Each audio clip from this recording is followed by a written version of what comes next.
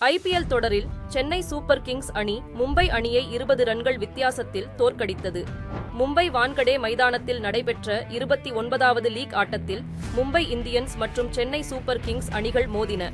முதலில் பேட் செய்த சென்னை அணியில் ரஹானே 5 ரன்னிலும் ரவீந்திரா 21 ரன்னிலும் ஆட்டமிழந்தனர். அடுத்து வந்த கேப்டன் ருதுராஜ் கெய்குவாட், சிவம் துபே இருவரும் அரை சதம் விளாசினர்.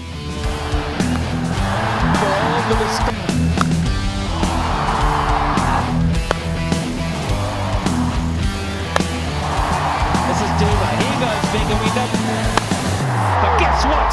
This works out. கடைசியில் 4 பந்துகளை எதிர்கொண்ட தோனி அடுத்தடுத்து 3 சிக்சர் விளாசி ரசிகர்களை உற்சாகப்படுத்தினார். சென்னை அணி 20 ஓவர்கள் முடிவில் 4 விக்கெட் இழப்புக்கு 206 ரன்கள் குவித்தது.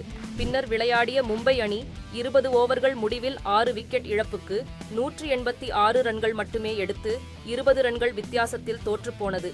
ரோஹித் சர்மா அதிரடியாக விளையாடி 63 பந்துகளில் 103 ரன்கள் குவித்த போதிலும் அவரது சதம் வீணானது.